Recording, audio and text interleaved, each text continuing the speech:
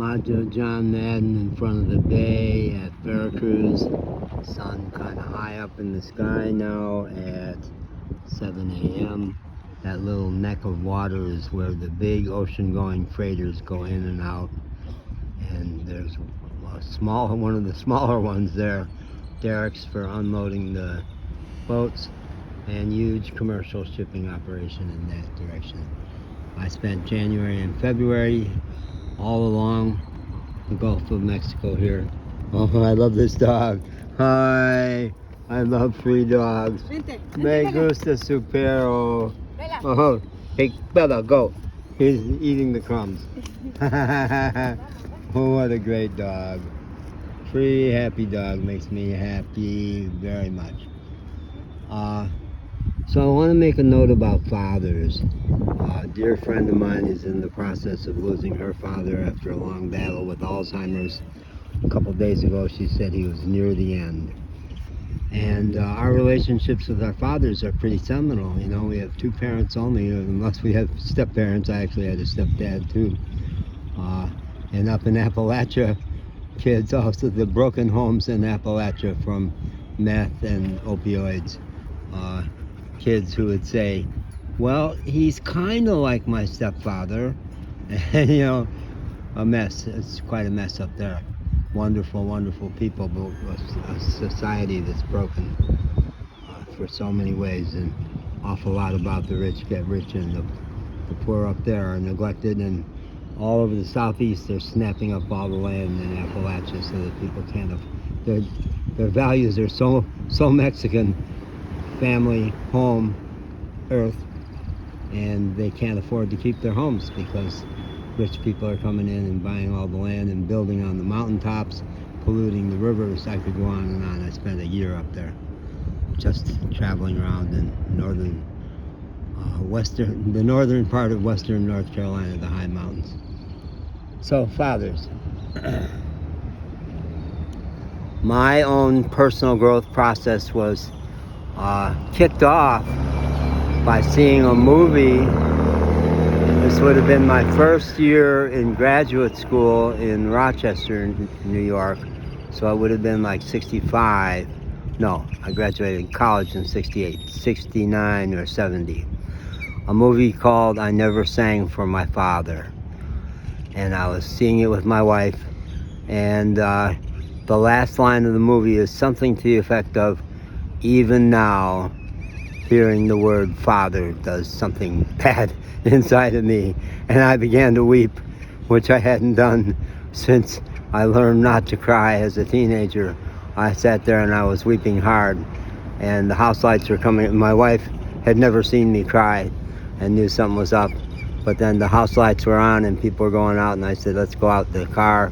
By the time I got to the car, my defenses against crying had kicked in. But because of that incident, I got involved in something called reevaluation peer co-counseling, which I did for 25 years, and really was at the heart of my own personal growth process. More than therapy. I had therapy. I became a therapist. I was in clinical psychology training. But mostly at that period, I didn't see therapists. I did it all on a peer basis. And I relearned how to cry and how to get angry and work through all kinds of memories about my dad. Then in Cincinnati, perdón, señor, teléfono.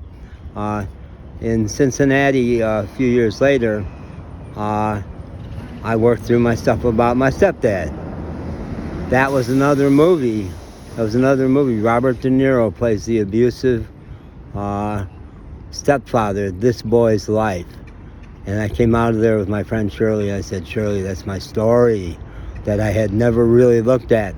A stepfather who was jealous of me and pitted his sons against me and pretty much hated me. So then I moved on to that. There are other great movies about fathers. Big Fish, about fathers who are bigger than life, which is my son's issue, that I'm a big character. My dear friend Perry and Gray, about 15 years ago, I was confiding to her difficulties with my grown son, And Parian said something to me that I didn't know about myself. She said, must be hard to have a father who loves everybody. And I had started out to be a pastor. I was 5 years in the Catholic seminary.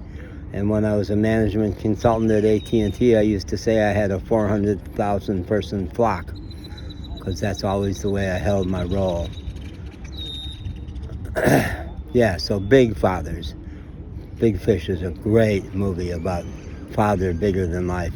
And I saw with my son, maybe the last movie I ever saw in Louisville, Kentucky. It was a very sad Christmas.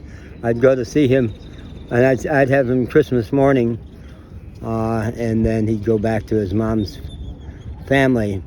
And we went to a movie called, it was Leo DiCaprio, Catch Me If You Can. Christopher Walken is his very over-the-top wheeler dealer, kind of a con artist father, bigger than life. And that was, I didn't know how to make sense out of that. With me and my son seeing it together, it was a sad way to spend Christmas, really. But I had no friends in Louisville.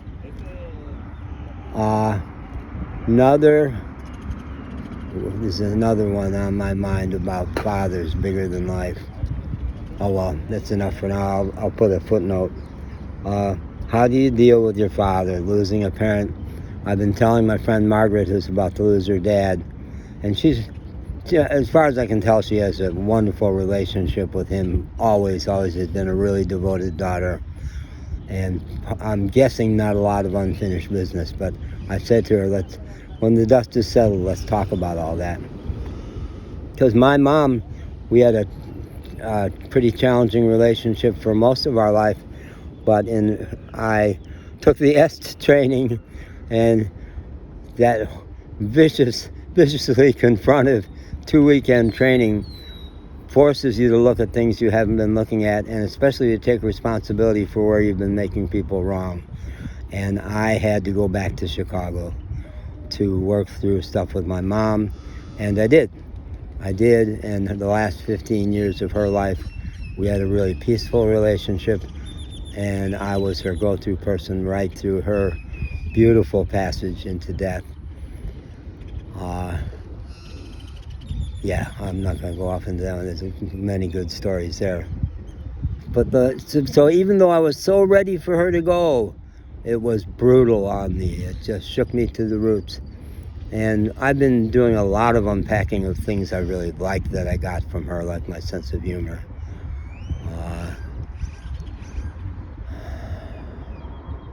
Yeah, so it still was really hard. One of the ways I worked through it myself was I was in Toastmasters, public speaker, and I put together a motivational speech. In Chicago, they would have motivational speaking competitions in the fall or the spring, and mine was, I said, my 2 messages from my mom was, you were born 9 years into our marriage, you were the miracle baby, you can do anything you want to, and 2, you're an ongoing and complete disappointment to me.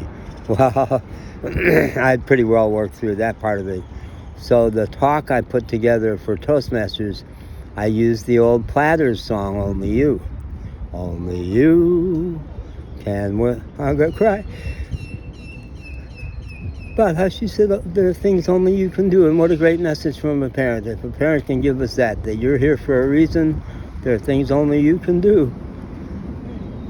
And my friend, when after 4 rounds of winning that competition, on the 5th round I got knocked out, my friend said, your talk was better than everybody else's.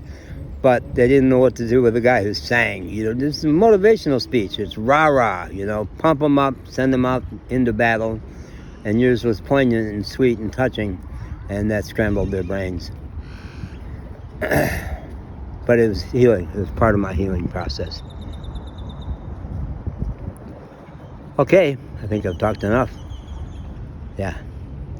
Happy Saturday. The song that some friends taught me to sing to the sun in the morning, I will do you the favor of only singing a couple lines. Let the bus go by. Buenos dias, alegría.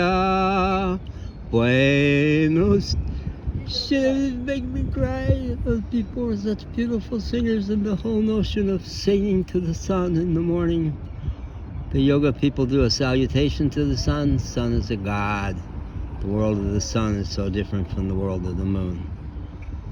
And the return of the sun warms us up. In Veracruz right now, it's not an issue where I sweat during the night from sitting. Warmth is not a deal, except I come to the beach early before it gets super hot. Okay, bye.